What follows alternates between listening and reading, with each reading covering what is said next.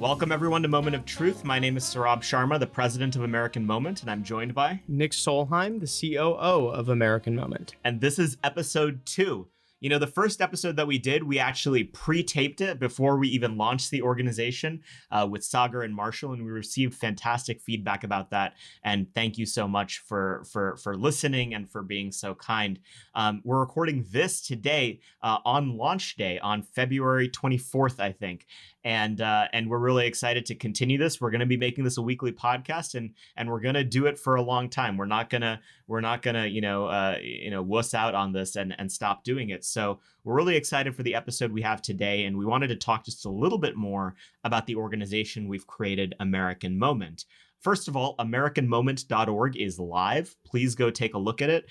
There's a founder's letter on there that explains sort of what it is that we're trying to do and how we're going to do it. There is the interest form for Summit, a conference on American statecraft live. That's a conference we're going to do in the early fall with 300 young people under the age of 26. We'd love if you'd join us. The application for the Fellowship for American Statecraft is also live. That's a paid summer fellowship in Washington, D.C. 10 weeks. We pay well, $3,000 a month, trying to get people that first credential they need in order to work in politics. The less likely it is that you would have been able to get a position otherwise, the better. We're looking to help out people who don't have the socioeconomic means to have been able to do an unpaid internship, or maybe didn't even go to college, or maybe they didn't go to a very quote unquote good college. We don't really buy into any of the credentialing mechanisms that liberals tell us that we have to abide by. And so we're looking for any and all applicants.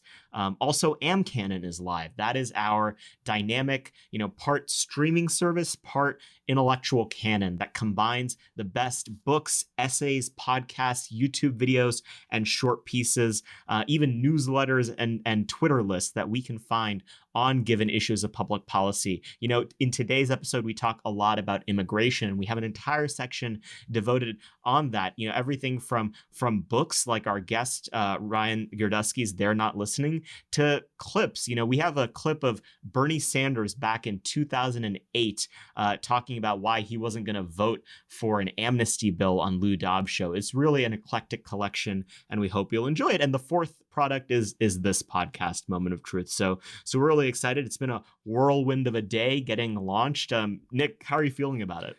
I'm so exhausted. RIP my calendar. I got up at 5 this morning to make final tweaks on the website and all that. And now here recording this tonight. I have to say one of the most encouraging things about today is we spent a lot of time planning the fellowship, planning how we were going to ask for important information about the applicants, and seeing our website has been live for about 12 hours, and we've had about 20 applications already. So a lot of information to sift through. Thank you to all of you who have applied already, and we're really excited to dig into these and get some people out here in Washington. At some level, I'm almost sad because we're starting with 8 fellows, and so we wouldn't be able to have 20 even if we could. I mean, it's all contingent on funding and things like that. But it's just been so gracious and grateful to see all of the interest in what we're doing at every level. People following us on social media. We are AMMoment.org on most social media platforms. You can find us on Facebook, Twitter, and Instagram. Please give us a follow. But yeah, it's just been incredible. I mean, at a certain level, we were careful when we were building this organization. We really only talked to people that we had to get advice and insight and help to build this out. And we didn't know what the reception was going to be when we've launched, but we've been nothing but floored by the response we've gotten. So thank you. Thank you for listening to this podcast. Again, we are iterating on every episode, so please continue to send in feedback, rate and review us on every platform you can, if it's a good review, hopefully. But yeah, no, thank you for listening to us. And we're going to go ahead and go over to our guest here. Today, we have a dear friend of Nick and I, a board member of American Moment, Ryan Girdusky. He's the author of They're Not Listening, How the Elites Created the National-Populist Revolution. He's an associate editor at the American Conservative and a co-host of the podcast Right Now, which I highly recommend all of you listen to. Look, Ryan's a funny guy. He really cuts loose on these things. We got a little bit of champagne in him as well when we were doing this conversation. So we definitely cut loose. I don't even necessarily agree with everything he says, but Ryan has incredible moral clarity and he really doesn't care what it is that you think. So he speaks his mind. We appreciate that. And I don't think that there's any voice on the new right, this coalition of populists and nationalists and post-liberals and whatever you want to call it, that speaks with such clarity on immigration as Ryan. And so we had a really good time talking to him. Nick, what did you think of that episode? It was great. I think cut loose is probably, underselling how relaxed Ryan got in his interview. But no, we had a really great time with him. And just to echo what Saurabh said, Ryan really is the gold standard when it comes to knowing immigration and knowing all the issues surrounding it and not caring about what people have to say about him after he tells the truth. Yeah, I mean, he's just fantastic. It was funny to give you a little bit of a behind the scenes insight. He walked in wearing sunglasses, immediately complaining about his Uber driver. He had again, we always make the same joke with Ryan. He really gives off those New York values. As a Texan wearing cowboy boots right now, we love to rag on him, but we love Ryan. We think he's fantastic, and we think you're really going to enjoy the conversation. And without further ado, we'll go to our guest, Ryan Girdusky.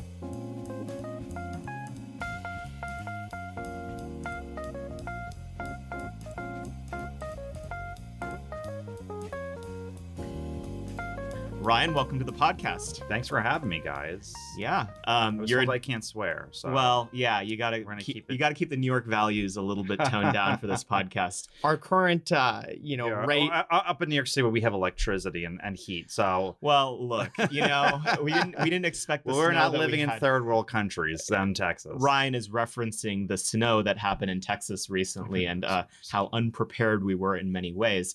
But you're in town because we had this launch party for American Moment last night and someone had kindly brought us some champagne. So I thought we'd do a toast on the show itself. Hopefully this doesn't break all of the very expensive lights in here. Don't point it at my face.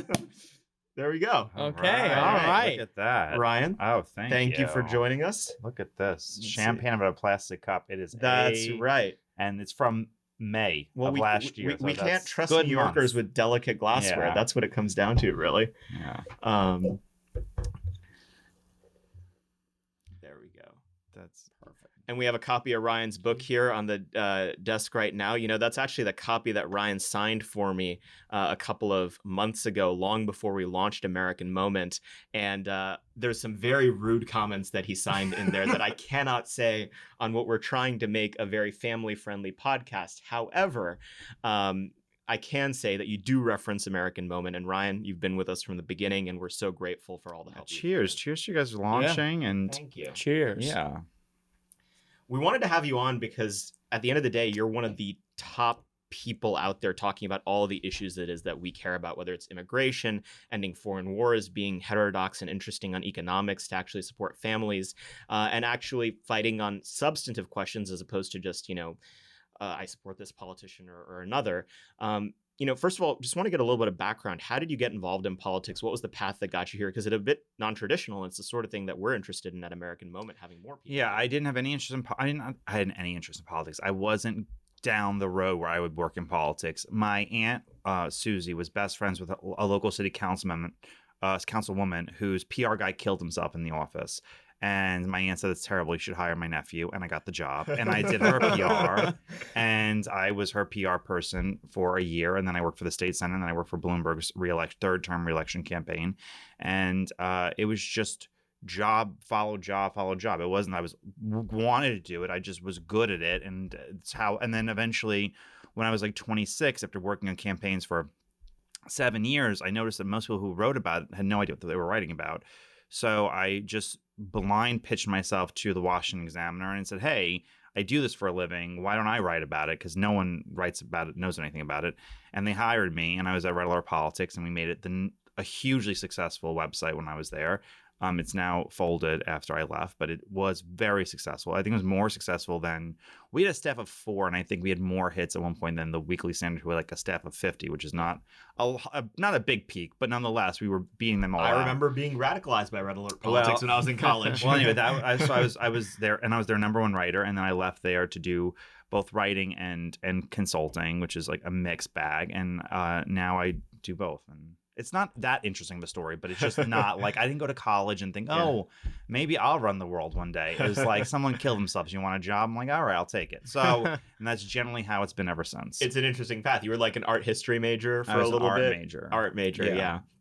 So one question that I want to ask, and I actually don't know this, I've known Ryan for about a year now and big fan of the book, but I don't know actually how it came about. Like, how did you end up writing this book? I wrote an article for the American Conservative magazine basically chronicling national populism from the late 90s to 2019. And it was very like chronological. So this year this happened, this year that happened. And I said, this could be a book. And then I pitched it to an agent. The agent pushed it to publishers, and one of the publishers wanted it, but he said, let's make it thematic over chronological. And I think that's why a lot of people kind of didn't want a chronological book. It's hard to sell a history book.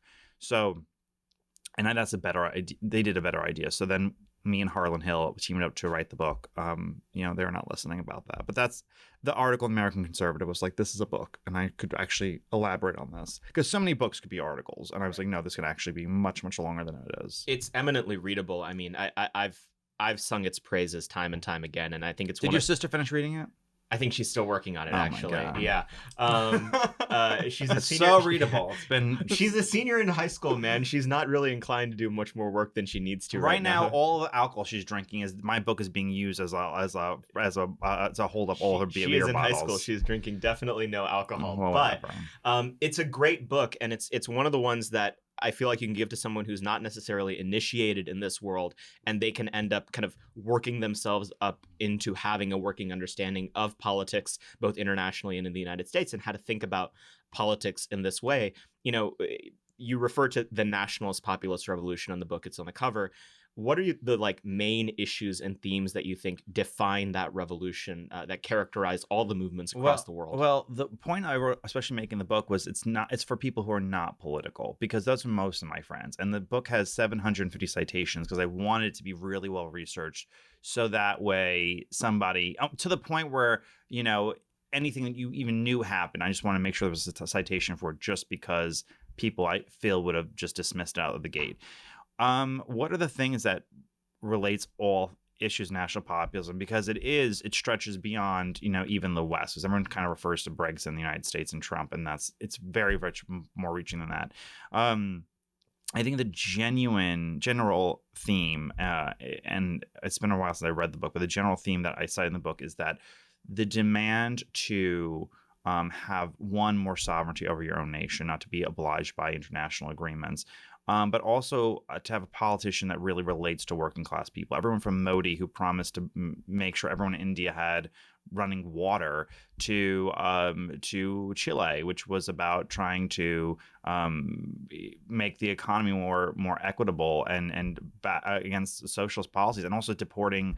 I think Haitians was a big issue for them. Immigration is an immensely important issue across the entire globe. You have issues of sovereignty, as I said, and then an issue of the governing class not really having a relatable relationship with that of the people that they govern. There's a citation in the book, I forget who wrote it, but of the working class is about 52% of our country right now. They only represent about 10% of city councilmen, 4% of state legislatures, 2% of congressmen, and I think only a handful of statewide elected in the entire country spend a majority of their life as members of the working class. So, and it's not just the United States, it's in the UK too. In the UK, in the 70s, which isn't that long ago, it's 15 years before I was born, it was more common to be a fisherman or a miner and then be a member of parliament than it was to be a member of a political party and work political parties your whole life. Now, I think there's a handful of fishermen and miners, and it's a lot of people who've done nothing besides work in politics. So that relatability factor, I think, is a huge part of it as well.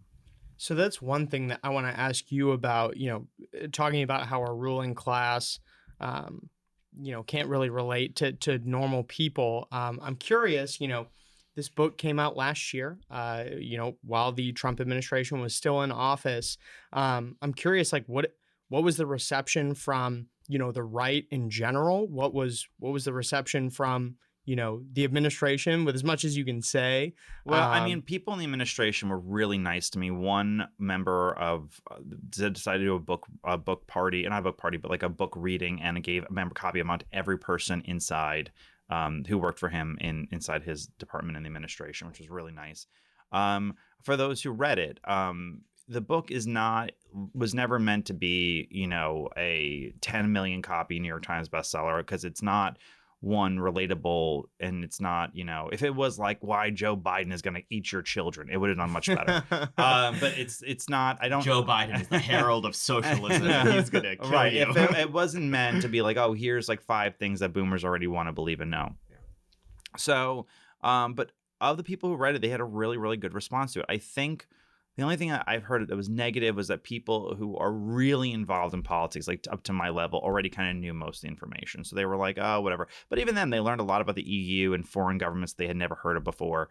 And because our news is so, 1, entertainment oriented, but 2, American oriented, they did not know that Quebec was governed by a National-Populist party. They had no idea about anything about Modi or Pakistan or South America or Colombia. So I think that or Angola, which I was like bringing up facts about that, which I just don't think they understood that or knew it. But I think that it's mostly for like red pilling people who like had a slight interest but weren't all the way there yet. Yeah. The book did come out last year, and we were in a fundamentally sort of different time. Pre-COVID. Pre-COVID. The President Trump was still in office, and now it's Biden, and the right is currently sort of scrambling to figure out the path that it's going to take next. Do you feel like the right seems like it's still going to not listen, or it's going to go back to sort of the pre-Trump era? What do you think the kind of state of the right is right now in terms of being sincerely, passionate about the issues you talk about in this book? Well, it's like not a matter of just the right. It's a matter of how our government works. I mean, we are not even, I think that there are more voices on the right now that are at least aware of working class issues. You have the lieutenant governor of North Carolina, for example, who's totally working class. He kind of really gets it on a base level. His name just literally slipped my mind as I'm talking about him. You can look it up, but I don't remember top of my head. I've had him on my show too, on my podcast, and I don't remember. But I think that they're definitely at least willing to say it more rhetorically. The thing that the right just can't give up in America is like this devout obsession towards like free market libertarian economics. But listen, that's even being questioned more. You have Mitt Romney talking about doing direct payments to people who have children. Rubio is certainly, and Mike Lee have certainly stepped up a lot about trying to do more for families, and as far as tax credits go, Romney's is a direct payment. You have more people who are critical of international foreign policy. And because Biden has been such a disaster on the border, I think you're going to have more people step up on immigration too, at least while it's convenient. They haven't. It's a long conversion. I mean, this is not St. Paul on the road to Damascus. This is going to be a long conversion for a lot of people. So I think that they're kind of getting it here and there. But like I said, like that, the whole thing is like a puzzle, and people are picking up pieces, and just no one has made the full puzzle yet. That lieutenant governor that you had mentioned, lieutenant governor of North Carolina, his name is Mark Robinson, and you guys did an episode with him on Right Now, which is the podcast. It was fantastic. I highly recommend everyone listen to it. You said that it's going to take a long time for this sea change to happen on the right. It seems to me, and it's core to why we are working so hard to build this organization, is that there are sort of 2, 3, 4, 5 paths the right could take right now in terms of how it chooses to adjust to this moment. What do you think would be the wrong path? What do you think would be the wrong way for the right to operate through the Biden administration and then going into 2024? Oh, I mean, Nikki Haley becomes our nominee in 2024. Liz Cheney becomes speaker. And then I look for my passport to Liechtenstein and like have a good day about it. Like it's over. Liechtenstein, whatever. I'll have to learn that pronunciation and move there. But it's like then it's over. I think they have strong immigration laws. They probably do. It's probably like one country I want to go to. They don't accept foreigners. And then I'm screwed all over again. No, that would be like the disaster. That would be the apocalypse. How could they take it forward in a positive sense? I said this too when I talked to the administration, everyone in the administration. So there's 2 things that you should question people on who want to work in the administration. One is how does every policy you have affect someone who doesn't have $1,000 in the bank? Because that's a lot of people in this country don't have $1,000 in the bank. And secondly, if someone wants to work in any department or any kind of thing, and you're going to do this stuff, so this is what I would say to you too. What would that sector of the country look like in 10 years if they controlled it for 10 years? Like they had absolute control, they didn't have to worry. What would it look like differently now than it does presently? Because I know what like AOC's future is. I know what Bernie Sanders' future is. It's spelled out beautifully, and beautifully for them and their supporters. And they, they have some like expressions like justice or equality or equity, like big words that they use to sit there and excite the base. But it's very descriptive. The right like just runs to like buzzwords left and right. America, freedom, liberty. I mean, words that just are so general that they don't actually mean anything to anybody. They're, American exceptionalism. They just don't mean anything. I mean, a different thing to every person. So it's not actually a real description of how the country's going to look. And to help really working class people in this country, it's going to take somebody or a lot of people actually with an actual thought, how, like if let's say Trump had a different administration, and let's play pretend for a second and, have a good daydream. But let's say when he walked into office, he said, how do I help people in the pivot counties that flipped from Obama to Trump? How do I help Mahoning County, Ohio? How do I help Erie County, Pennsylvania? How do I help, Macomb County, Michigan? How do I do something different for these places? And, that doesn't come with just a tax cut. That doesn't come with just an infrastructure bill. Let's say even he said, I want to make sure all these, we're in COVID right now, and the nationalist thing would be, we need to make everything possible in America that we could possibly make in America. That would be the good, acceptable nationalist answer. That was Orban's answer in Hungary. Okay, so it's not just about taking things from China, like, medical supplies, or making masks. It's a matter of how to make sure those industries go to areas that have been destroyed by free trade and by normalizing trade relations with China. If we just put massive tariffs and penalties on these companies, they'll go to Arizona, Texas, California, Nevada. I think California made more manufacturing jobs than Ohio did during Trump's 4 years in office. How do we make sure that they are going to these places? Well, okay, it's going to take a tax cut, a private partner, public partnership. It's going to take an infrastructure program because they're decrepit in many of those areas. It's going to take some kind of education thing. It's going to take a lot of work from a lot of different sectors. If that's your game plan of how do I help working class people whose communities are literally dying, there weren't those people in that position when Trump was in office. I think that maybe had there been that, and maybe had he not spent the last year of his administration trying to solve a cold case involving Joe Scarborough, we'd have a second Trump term. Yeah. But that never involved. I mean, he had Betsy DeVos trying on designer sunglasses every day. Like, what was like, you don't have, or designer glasses rather, not sunglasses, but there was no major national vision. And I think that national vision is what's so poorly missing. On that point, I did this was while I was in college, so like last week. No, this would have been probably around like 2016. I was involved with a redacted libertarian group, and I went. They had this like training, basically training young kids like on how to get involved in politics. And one thing that was said at this training has always stuck with me. They were talking about how, liberals and people on the left, they talk vision. And, what we really need to win is just like facts and logic. Like we just need to give people the numbers and then they'll understand. And it's like, no, actually, like people want a vision. They want a dream. And they want something to strive toward. And, if the people in charge of this country aren't capable of giving that, they're not going to vote for you. Right. If you can't sell someone like me on, I mean, I can understand like ballpark numbers, but if you can't sell someone like me on it, how are you going to sell Joe Schmo? How are you going to sell the biggest block of voters, which are non-voters, which don't feel like they have any reason to go out and vote? Mm-hmm. I mean, this was the historic huge election. There were still, I think, like 50 million people, 60 million people who didn't vote. it's crazy. And if you look at the working class, they vote at the lowest numbers when you talk about people who are not recent immigrants. Besides recent immigrants, of Black, college educated white, and non-college educated white, non-college educated white vote at humongously low levels. The biggest non-college educated white voting blocks in Georgia were the two worst turnouts, and we would have 2 Republican senators from Georgia if they just showed up. We'd have Trump be president right now, or at least Trump in Georgia right now, if they just showed up. But there's very little engagement with the white working class, because in this town, a lot of people on the right are genuinely ashamed of the people that support them, because they're viewed as ignorant and intolerant. They don't read, they don't go to the right movies, they don't listen to the right music, they don't have the right degrees.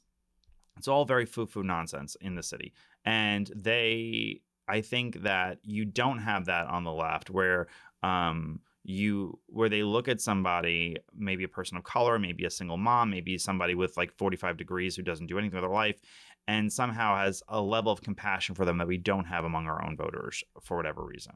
Yeah, I mean, there's a heuristic that I've been using lately, which is that people who are in professional politics in Washington, D.C., you can basically break them down into 2 categories. There's one set on the right that if they went to like a local Tea Party meeting or a GOP meeting, they'd walk around, they'd have a good time, they'd glad hand, they'd enjoy talking to the people they were with, and they'd have a good time, they'd like them, they'd even maybe love the people that they were seeing. And then there's the vast majority that would have utter contempt for every single person there and be like, "Ugh, these people are gross. Right. They're conspiracy theorists. They don't understand. They don't have this sophisticated view of policy and politics that I do." And like, here's the thing: that may be true. They aren't as sophisticated about politics and policy as you are. It's not their job. They are welders, or they work in an office, or they're raising a family, or they're a mom, or they're a teacher. It's not their job to, pay attention to every single thing that's being published on an intellectual magazine every week. And that's okay. Right. We still have a responsibility to those people. And so many of the people in this town and elsewhere in politics just don't seem to get that. So, explain it like someone's a third grader on an issue that I think that you're one of the most eloquent people that I know to talk about. Immigration. Right. The right for the last 20 to 30 years, the only thing they've had to say about immigration, if they've had anything to say at all, is okay, we need to stop illegal immigration. We need to do E-Verify. We need to destroy our country, but it has to be done legally. Well, that's right. And so make the case. Why is it that conservatives, people on the right, patriots in general, maybe even liberals, should care about legal immigration as a issue of public policy and statecraft? So when people talk about immigration, those who defend it only speak in either the defense of, one, diversity of food is so great, which it is. I'm not going to lie about that. And secondly, that, GDP goes up because more people are eating at McDonald's. It's so great. We have more workers, especially in lower income areas. And if we just let the whole entire, like, this is like the Cato crowd, like those morons. If you just let the entire world in, it would be absolutely superior. The number one thing immigrants bring when they come to this country is themselves. It's not just a simple, numbers game. And there are a lot of problems that come with mass diversity. You have, and I cite this in my book, there's been so many studies from across the entire globe on every continent, even among people who are racially the same race but ethnically different. When they have to live among people that are different, social capital plummets. People trust not only people who look differently than them less, they trust people who look the same as them less. And social capital, I think, this is at the turn of the century, so 20 years ago, the place with the lowest social capital was also the most diverse places. It was parts of New York City. It was in Los Angeles County. So social capital depletes.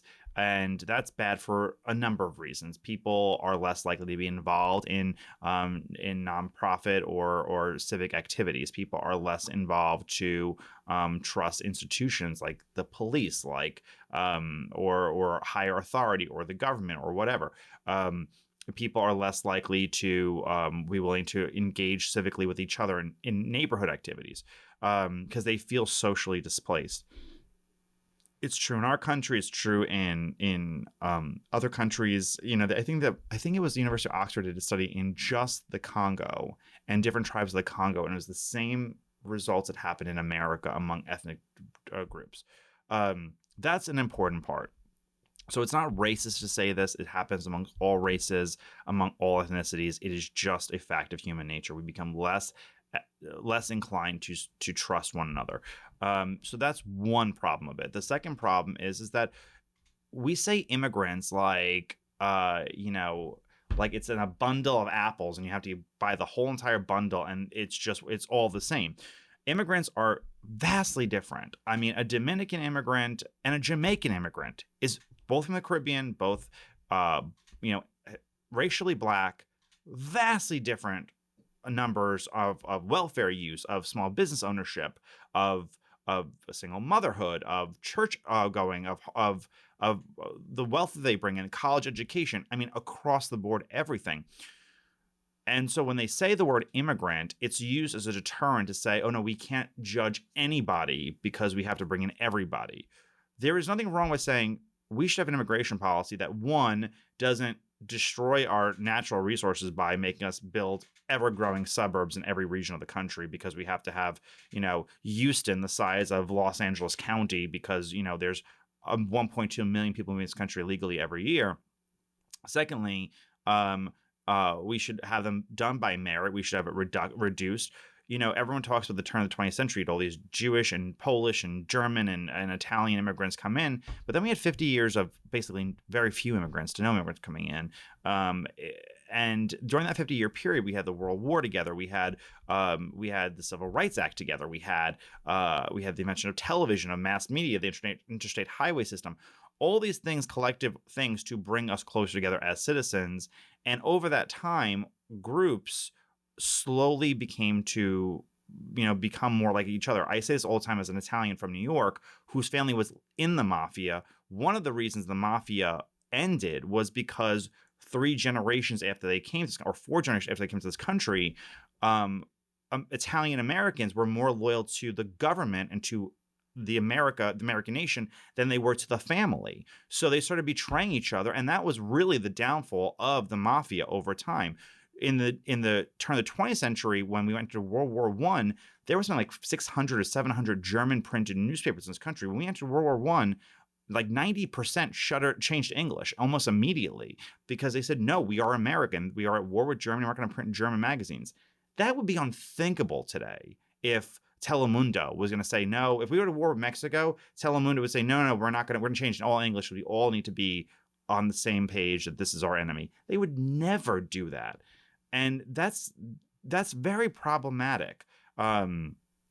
So for the idea of civic engagement, for the idea of a more unified nation, people have to come together as under one umbrella. Even our own national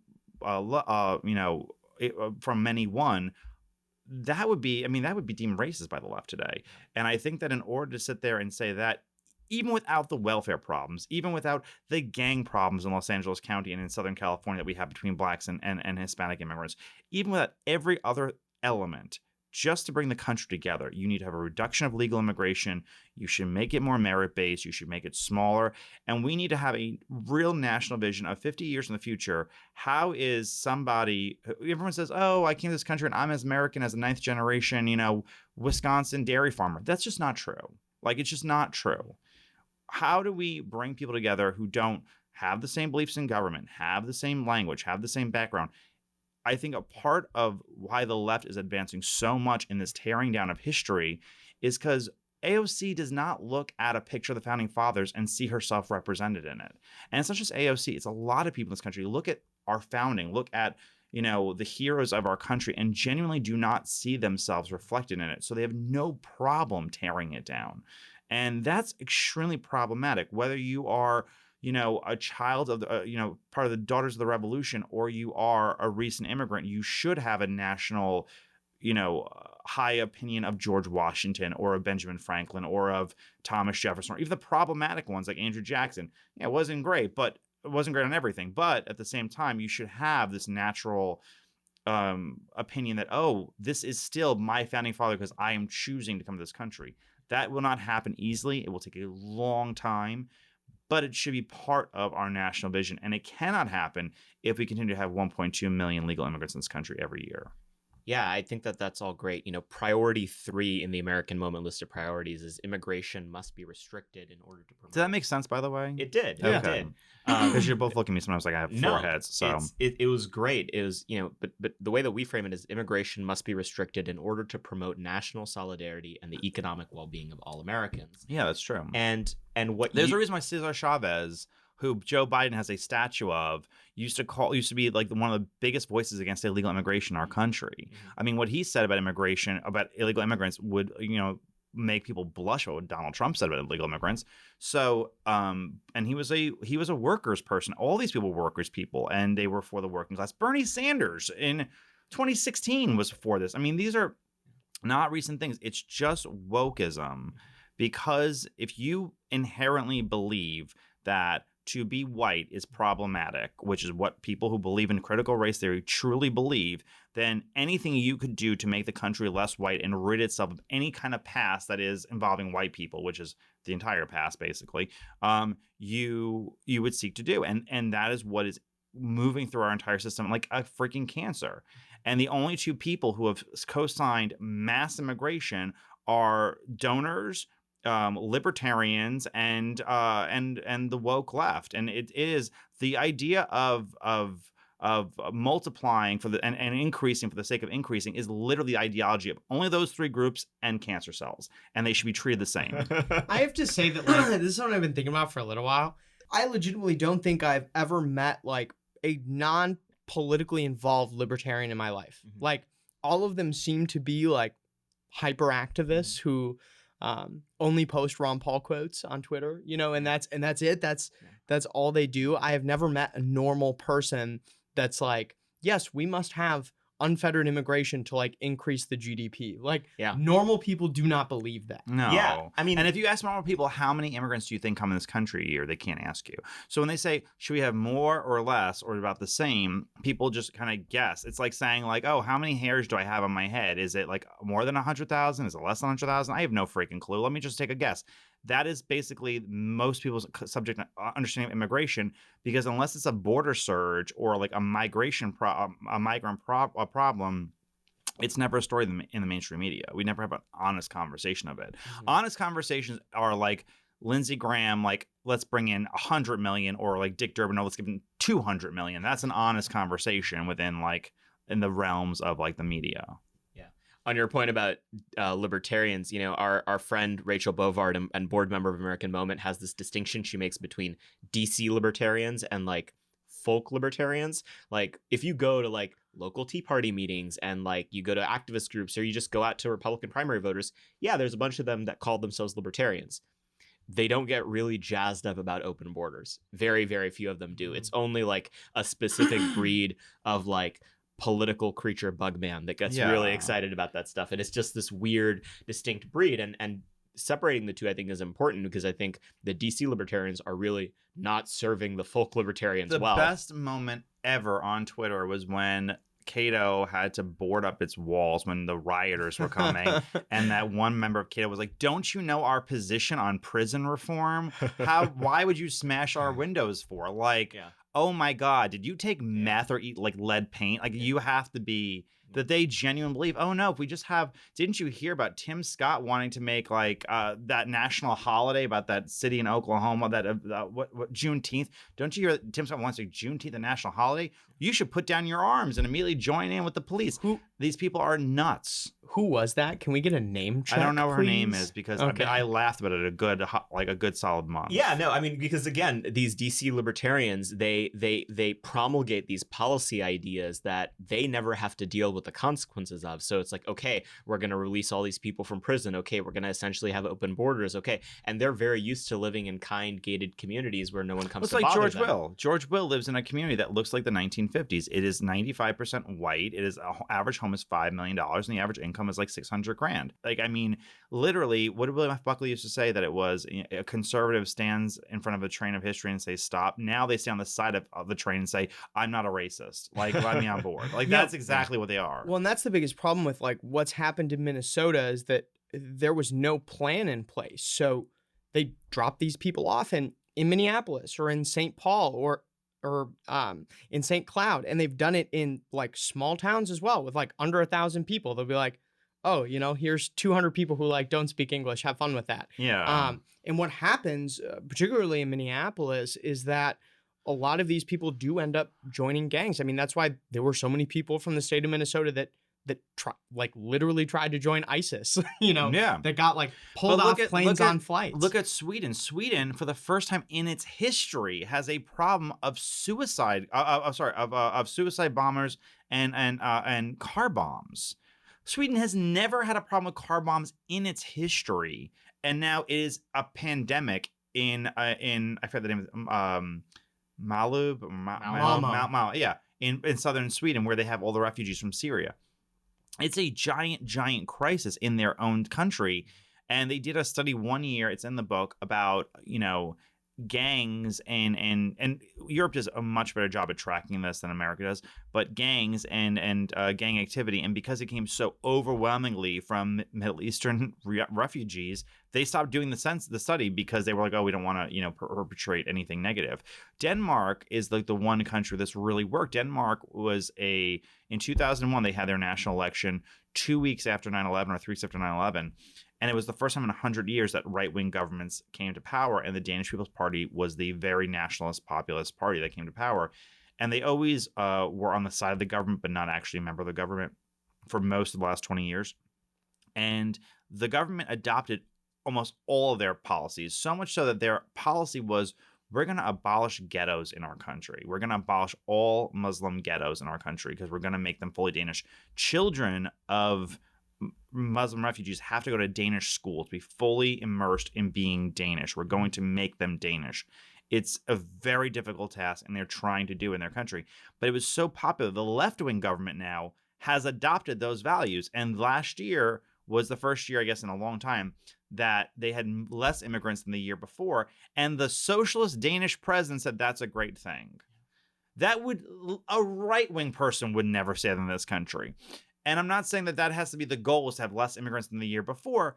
But I'm saying is that the goal should be a mass immersion of American culture, because we are different than the rest of the world. It's not just hot dogs and hamburgers and going to proms. We have a generally unique culture, and it is forged because we are different kinds of people than the rest of the world. And if you bring in people from different areas and they flood one area, you will no longer have an American culture. You'll have a culture of whoever just moved in that area. It is not racist to say that. It is not as xenophobic to say that. It is not whatever anyone accuses me of saying it. It is the truth. It's just a fact. And you have places in this country that in 20 years went from being 95% American, mostly white or whatever, or even black. Talk about Compton, California. The founding area of West Coast hip hop is now super majority Hispanic. Hispanic gangs terrorized black families and black children. In 2016, one Hispanic gang, not only they were searching Section 8 housing for black families, looking which bedrooms black children slept in, and they started throwing Molotov cocktails in those bedrooms to terrorize black families to leave that area. And they were successful in a complete cleansing of black families in the Compton area and mass immigration on top of it. And Maxine Waters now will be the last black congresswoman from that area that founded West Coast hip hop, a truly American cultural phenomenon. We're going to lose that. And maybe we'll have something that's different. Maybe it'll be nice, maybe better. But those people were Americans, and they should have been looked after, and they should have been protected. And we should have. What's the point of having a government if you're not going to look after your own people? I mean, at that point, we just might as well have Amazon run our freaking country, and we'll just have fast delivery service, and we'll make sure everything comes from China. We'll all be happy and fat. But if you're going to have a government, they should at least sit there and protect our own people. At least it's a private company, Ryan. I don't know if you've heard. That's the standard line that folks tend to say.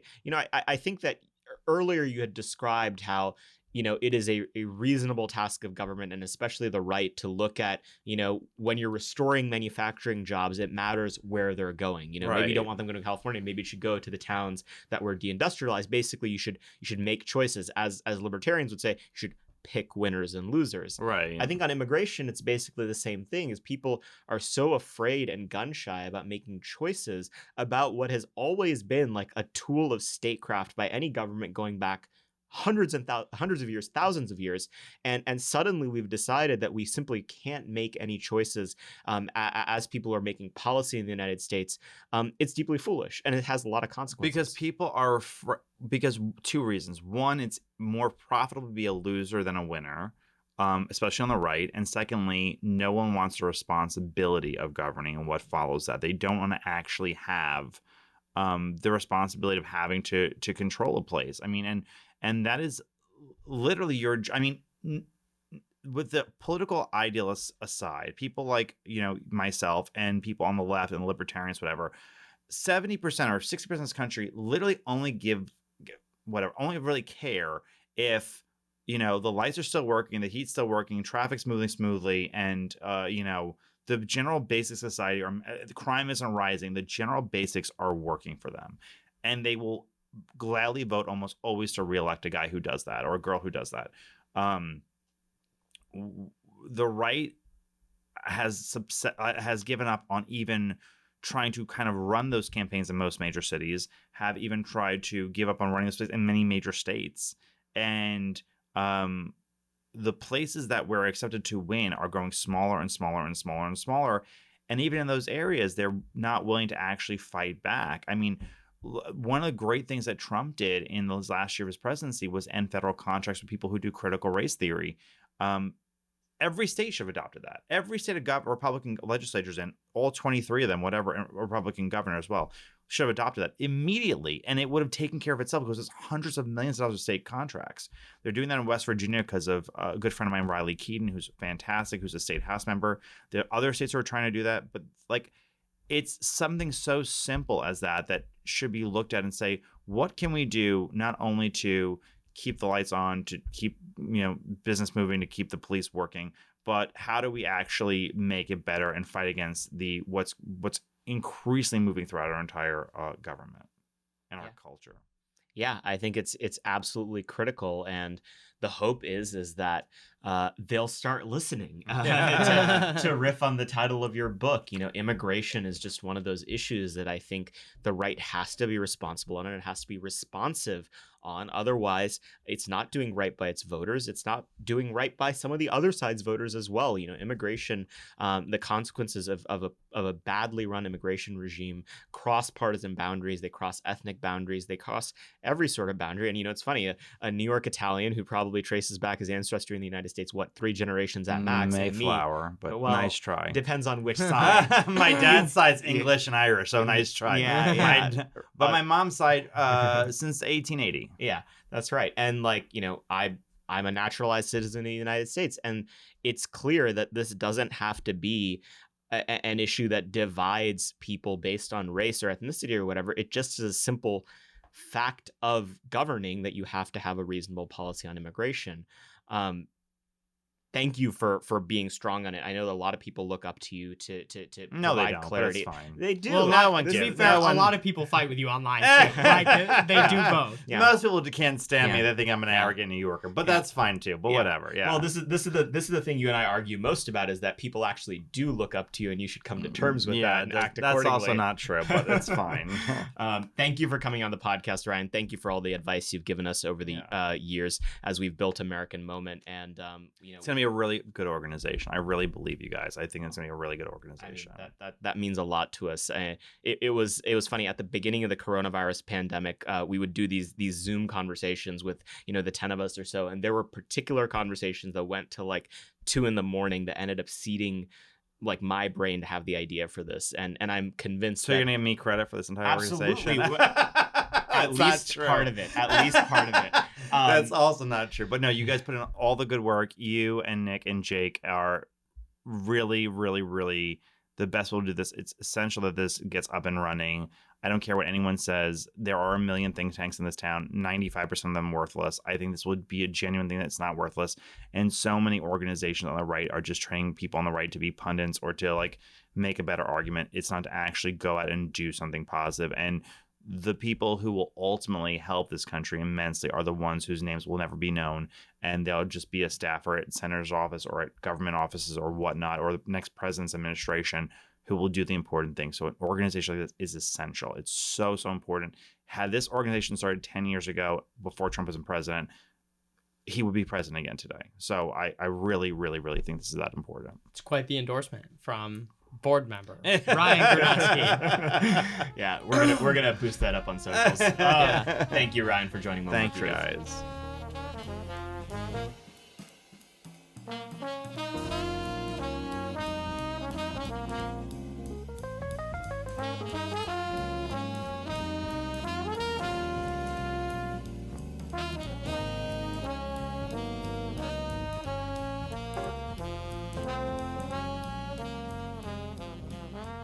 After we have our guests on every week, we like to dive into a couple of the pieces on AMCanon.